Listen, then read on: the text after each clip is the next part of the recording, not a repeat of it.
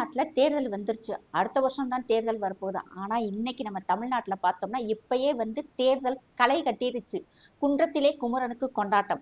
குமரனுக்கு கொண்டாட்டமோ இல்லையோ, நம்மளுடைய திமுகவை சார்ந்த திருமாவளவன் அவர்களுக்கு வந்து பயங்கர கொண்டாட்டம். அதாவது எப்படி சொல்லி பார்த்தோம்னா, அவர் டிஎம்கே காரர் தான். கொஞ்சம் கொஞ்சமா வந்து விசிகாவிலிருந்து அவர் எதுக்காக கட்சி ஆரம்பிச்சார் அப்படிங்கிறதவே மறந்து அப்படியே டிஎம்கேக்குள்ளே அப்படியே ஐக்கியம் ஆயிட்டாரு. ஒன்றோட ஒன்றா அப்படியே ஒன்னாயிட்டார் அவர்.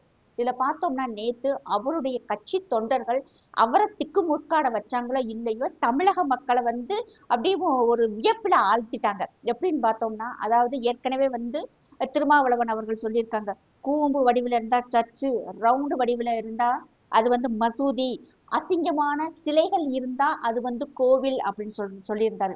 அதே அசிங்கமாக இருக்கும் கோயில் சிலைகள் இருக்கும் முருகன் மாதிரி நேத்து ஒரு வேடம் போட்டிருந்தார். கண்டிப்பாக அது வந்து வேடம் தான். ஏன்னா ராஜ அலங்காரத்தோட தலையில கிரீடம் வச்சு கையில வேல் கொடுத்தா அதுல ரைட்ல ஒரு போட்டோ, லெப்ட்ல ஒரு போட்டோ, அந்த வேலை வச்சு அந்த மக்கள் வந்து அவரை அந்த அளவுக்கு நம்புறாங்க. அந்த நம்பிக்கைக்குரிய நபராக திருமாவளவன் இருக்கிறாரா அப்படிங்கிறது தான் இங்க பேச்சேவும். அதான் சொல்றீங்க இல்லையா, வாடகைக்கு விட்டு பொழைக்கலாம் அப்படின்ட்டு. ஆனா இவர் வந்து மொத்த வாடகைக்கே இல்லை, மொத்தமாகவேவும் வித்துட்டார் அவருடைய வாயவேவும். நேற்று ஒரு பேச்சு, இன்னைக்கு ஒரு பேச்சு. இதுல அவர் சொல்றாரு, சீமானும் விஜயும் ஆர்எஸ்எஸ் பெற்றெடுத்த பிள்ளைகள் அப்படின்ட்டு. விஜய் அவர்கள் இன்னைக்கு தான் வந்து கட்சியை ஆரம்பிச்சு இப்பதான் வளர்ந்து வந்துகிட்டு இருக்காரு. இதுக்கு முன்பு கட்சி ஆரம்பிக்கிறதுக்கு முன்னாடி அவர் வந்து ஒரு நடிகராக இருந்தாரு. அவர் வந்து அவருடைய வேலையை செஞ்சுக்கிட்டு இருந்தாரு. எந்த விதமான ஒரு சோசியல் ஆக்டிவிட்டிலையுமே வந்து அவர் ஈடுபட்டதே இல்லை. எந்த ஒரு கருத்துக்களுமே சொன்னதில்லை. இன்னைக்கு புதுமுகமாக வர்றாரு. ஏன் அவருமே வளரட்டுமே, சீமான் அவர்களுமே அவருக்குன்னு ஒரு தனி பாணி, தமிழ் தேசம்க்கு வர்றாரு, அவரும் வளரட்டுமே. எப்ப பார்த்தாலும் இந்த இரண்டு கட்சிகளே மாறி மாறிதான் வரணுங்கிறது ஒரு என்ன, ஏதாவது எழுதப்படாத விதி ஏதாவது தமிழகத்துல இருக்குதா? பாஜகவுல வந்து அண்ணாமலை அவர்கள் ஒரு இளைஞர் வளர்ந்துட்டு வர்றாங்க.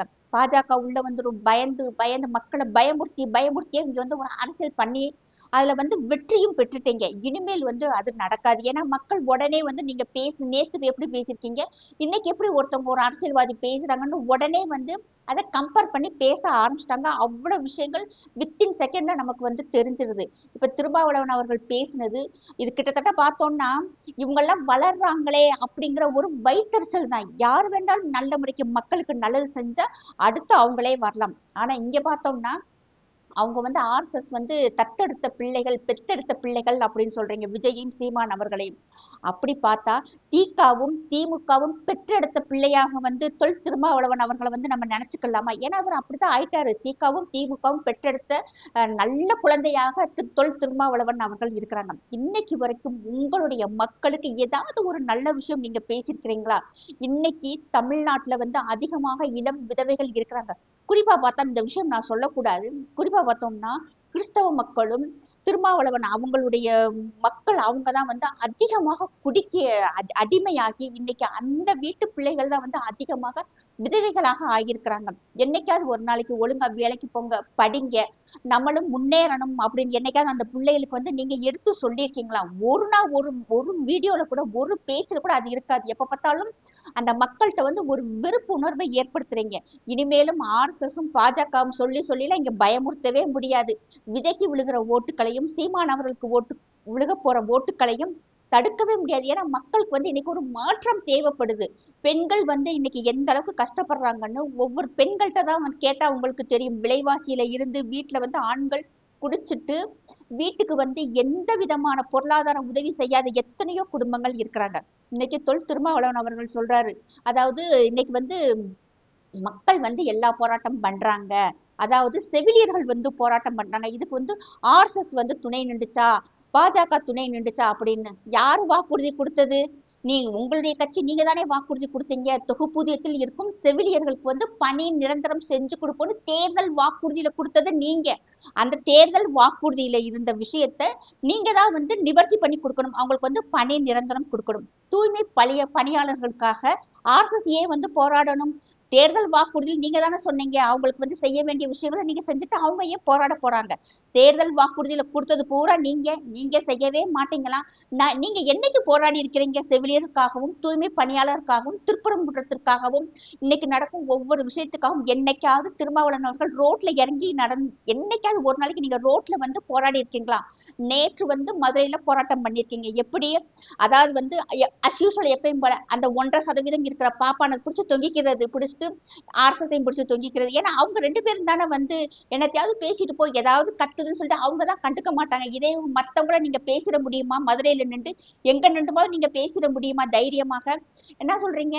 அங்க திருப்பரங்குன்றத்துல ஒருத்தர் தன்னுடைய உயிரை வந்து இழந்திருக்காரு. அவருக்காக பேசாம இங்க வந்து மதக்கலவரத்தை ஏற்படுத்துறதுக்கு பாஜக முயற்சிக்குது, ஆர்எஸ்எஸ் முயற்சிக்குதுன்னு சொல்லிட்டு அங்கேயுமே இந்த 2 பேரும் தான் பிடிச்சி பேசுறீங்க. நீங்க உண்மையான இந்துவாக இருந்தால், உண்மையாக தமிழனாக இருந்தா அந்த இறந்த தம்பிக்கு நீங்கள் ஒரு இரங்கல் செய்தி கொடுத்துருக்கணும். ஏன் அந்த தம்பி இப்படி செஞ்சாரு, அப்படிலாம் செய்யக்கூடாதுன்னு சொல்லி ஒரு ஆறுதல் வார்த்தை அந்த குடும்பத்துக்கு சொல்லியிருக்கணும். அதெல்லாம் எதுவுமே செய்யலை. ஏன்னா கள்ளச்சாராயம் குடிச்சவனுக்கு மட்டும் வேகமா ஓடுவீங்க. வேங்கை வயல் நடந்த பிரச்சனையின் போது கூட நீங்க என்ன அப்படியே பட்டும் படாம ஒதுங்கிதானே நின்றுருந்தீங்க. உங்களுக்கு தேவை நீங்க வந்து ஒரு எம்பி மாதிரி இருக்கணும். அந்த மக்களை வந்து ஒரு பயமுறுத்தி ஓட்டு வாங்கி நீங்க ஜெயிச்சுக்கிட்டே இருக்கணும்.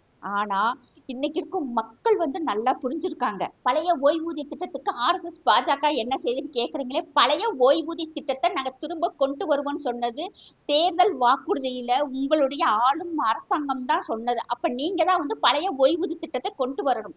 ஆதி திராவிடர் நலத்துறைக்காக, ஆதி திராவிட மக்களுக்காக மத்திய அரசாங்கம் என்ன செய்யுதுன்னு சொல்லி கேட்டீங்க. கிட்டத்தட்ட 2000 கோடி ரூபாயை தமிழக அரசுக்கு ஆதி திராவிடர் நலத்துறைக்காக மத்திய அரசு கொடுத்த பணத்தை அந்த ஆதி திராவிடர் மக்களுக்காக செய்யாம அம்புடு பணத்தையுமே திரும்ப அனுப்பிச்சிருக்கு தமிழக அரசு. இதை அப்படியும் மத்திய அரசு போட்டு உடைச்சிட்டாங்க. கொடுத்த பணத்தை அந்த மக்களுக்கு நீங்க செலவு பண்ணல. உங்க அரசாங்கம் செலவு பண்ணியிருந்தா அந்த மக்கள் கண்டிப்பாக ஒரு கல்வி அறிவிலையும், ஒரு ஹாஸ்டல் பெசிலிட்டிஸ்லையும், ஒரு நல்ல வேலை வாய்ப்புலையும் அந்த ஆதி திராவிட மக்கள் வந்து முன்னேறி இருப்பாங்க. ஆனா அதெல்லாம் செய்யாம பணத்தை திருப்பி அனுப்பிச்சிட்டு ஆதி திராவிட நலத்துறையை ஆதி திராவிடர் மக்களுக்கு மத்திய அரசாங்கம் என்ன செய்யுதுன்னு சொல்லி கேட்டிருக்கீங்க. இது எத்தனை நாளைக்கு நீங்க மூடி மறைக்க முடியும்? பிரைவேடைசேஷன் பண்ணுது, அம்பானிக்கும் அதானிக்கும் பொது சொத்துக்களை வந்து கொடுத்துட்டாங்க அப்படின்னு சொல்லி பேசுறீங்க. சன் நெட்வொர்க், கேடிவி, ஜி ஸ்கொயர் இவங்கெல்லாம் யாரும் பொறி உருண்டை விற்கிறாங்களா? இல்லாட்டினா கடலை மிட்டாய் விற்கிறாங்களா? இதெல்லாம் குடிசை தொழிலா? அவங்க கார்பரேட் இல்லையா? இன்னைக்கு அம்பானியும் அதானியும் இருக்க போய் பல ஆயிரம் பேருக்கு வந்து வேலை வாய்ப்பை கொடுத்துருக்காங்க. அப்ப இவங்க பண்றது வந்து குடிசை தொழில், அம்பானி அதானி பண்றது வந்து கார்பரேட்டிசமா? சுமங்கலி கேபிள் விஷன் ஒரு விஷன் இருக்கு இல்லையா, அந்த சுமங்கலி கேபிள் விஷன் சன் நெட்வொர்க்கோட சேர்ந்து இந்தியாவில் இருக்கும் 28 மாநிலங்கள்ல அத்தனை லாங்குவேஜ்லையும் அத்தனை சேனல்ஸ் வந்து உருவாக்கி இன்னைக்கு ஆசியாவிலேயே இடம்பெறக்கூடிய முதல் பணக்காரர்கள் லிஸ்ட்ல வந்து இன்னைக்கு சன் நெட்வொர்க் குடும்பம் இருக்கு. மாறன் பிரதர்ஸ் இருக்கிறாங்க. அவங்கெல்லாம் வந்து இப்ப எப்படி தமிழக மக்களுக்காக ஏதாவது சேவை செய்யறாங்களா? ஏதாவது ட்ரஸ்ட் ஆரம்பிச்சு மக்களுக்காக ஒரு கல்வியோ அவங்களுக்கு உண்டான ஒரு மருத்துவ செலவோ ஏதாவது செஞ்சுக்கிட்டு இருக்காங்களா? அவங்களெல்லாம் விட்டுருங்க. அவங்கள விட்டுட்டு எப்ப பார்த்தாலும் இந்த அம்பானி அதானி பிடிச்சுதான் நம்ம தொங்கிக்கிட்டே இருக்கணும். ஏன்னா அதுதானே மக்கள்கிட்ட வந்து சீக்கிரம் போய் ரீச் ஆகுது அப்படின்னு சொல்லிட்டு இன்னும் அந்த கனவு உலகத்துல வாழாதீங்க. அதை விட்டு கொஞ்சம் வெளியே வாங்க. ஐயா, நீங்க என்னைக்கு டிஎம்கேவை எதிர்த்து பேசியிருக்கீங்க? என்னைக்குமே பேசுனது இல்ல, பேச விட்டதும் இல்லையே. என்னைக்கு நீங்க வந்து அந்த கட்சிக்காக நீங்க போனீங்களோ அப்பவே வந்து நீங்க உங்க மக்களுக்கு செய்ய வேண்டிய எந்த விதமான நல்ல செயல்களுமே செய்யல. சிராக் பாஸ்வான் மாதிரி ஒரு தலைவராக வர வேண்டிய நீங்க இன்னைக்கு ஒரு ஜாதி கட்சி தலைவராகத்தான் மாறி இருக்கீங்களே தவிர ஒரு நேஷனலைஸ் ஆகவோ நம் தமிழ்நாட்டுக்கு உண்டான நம்முடைய மக்களுக்காக நல்லது செய்யணுங்கிற ஒரு தலைவராகவோ நீங்க இல்ல. சமூக நீதி சமூக நீதினு சொல்றீங்களே, உங்களை சமமாக என்னைக்காவது உட்கார வச்சு பேசுறாங்களா? இல்ல நீங்க இத்தனை நாள் சொல்றீங்க இல்லையே இத்தனை விஷயங்களாவது இன்னைக்கு மக்களுக்கு வந்து எதுவுமே செய்யலன்னு சொல்லிட்டு நீங்க வந்து நாங்க குரல் கொடுக்கிறோம் நீங்க சொல்றீங்க இல்லையா? நீங்க குரல் கொடுத்ததாகவே இருக்கட்டும். இன்னைக்கு வந்து செவிலியர்களுக்காகட்டும், தூய்மை பணியாளர்களுக்காகட்டும், மற்ற மக்களுக்காக நாங்க வந்து இந்து மக்களுக்காக நாங்க வந்து குரல் கொடுக்கிறோம் சொல்றீங்களே, அதையாவது உங்களுடைய கூட்டணியில் இருக்கும் இந்த அரசாங்கம் வந்து கேட்டதா? ரொம்ப வேண்டாம். இன்னைக்கு நடந்துட்டு இருக்க ஒரு இஷ்யூ வந்து திருப்பரங்குன்றம் இஷ்யூ. அதுல வந்து தீபத்தூண்ல போய் அவங்க எண்ணெய் ஊத்தி திரி ஏத்த சாரி சாரி சார் அதாவது திருப்பரங்குன்றத்தில் நடக்கிற இஷ்யூல பார்த்தோம்னா அவங்க வந்து தீபத்தூண்ல போய் தீபம் ஏத்த போறாங்க. அதுக்காக வேண்டிய நீங்க அந்த இந்து மக்களுக்காக நீங்க கூட இருந்தீங்களா? ஆனா அதை நீங்க செய்ய மாட்டீங்க. சைவம் வேற, வைணவம் வேற, இந்துக்கள் வேற, சங்கிகள் வேற, இன்னும் அதாவது வந்து எப்படி மக்களை வந்து இன்னொன்னு சொல்றீங்களா, இந்துக்கள் வேற, ஆரியர்கள் வேற, திராவிடன் வேற. இத்தனை நாளாக வந்து தமிழர்களை வேற, திராவிடன் வேற அப்படின்னு சொல்லி மக்களை அப்படி குழப்பி விட்டேவும் வந்த நாட்கள் இனி வந்து வராது. ஏன்னா மக்கள் வந்து புரிஞ்சுக்க ஆரம்பிச்சிட்டாங்க. தமிழர்களாகவும் இந்துக்களாகவும் எல்லாரும் வந்து நம்ம என்ன மாதிரி வந்து இத்தனை நாள் இவங்க நம்ம குழப்பத்திலே வச்சிருந்தோம்னா அந்த குழப்பத்தில இருந்து விடுபட மக்கள் வந்து ஆரம்பிச்சுட்டாங்க.